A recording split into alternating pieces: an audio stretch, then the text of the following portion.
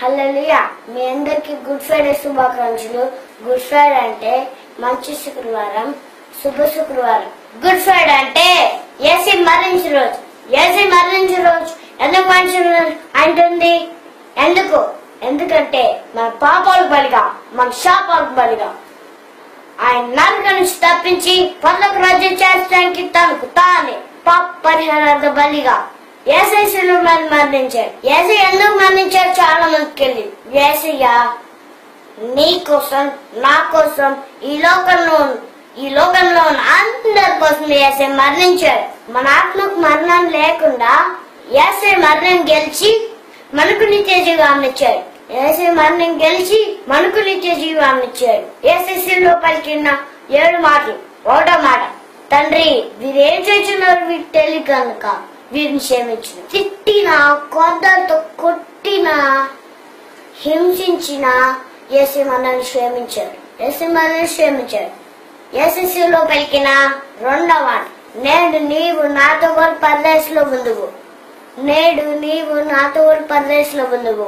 నీవు దొంగలా ఉన్నా, నీవు పాపంలో ఉన్నా, నీ శాపంలో ఉన్నా, మనుషులకి దేవునికి వ్యతిరేకంగా ఉన్నా, యేసయ్య నీ రక్షకుడు అని ఒప్పుకుంటే పరలోక రాజ్యం చేస్తాం.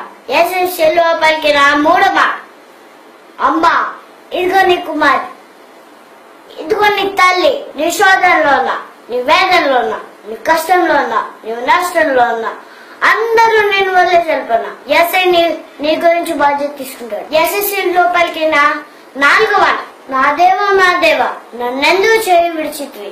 భరించలేనంత మన పాప భారము శిలువ మీద మోస్తూ యేసయ్య పలికిన మాటలు ఇవి.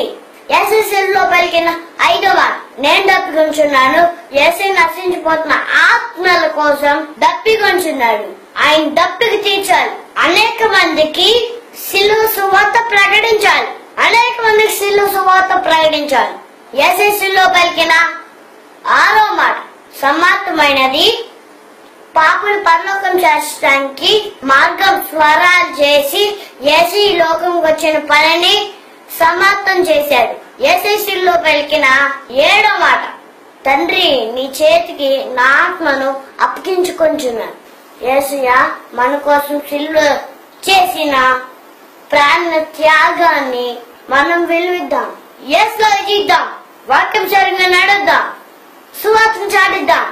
ఆమేన్. హల్లెలూయా. Glory to God.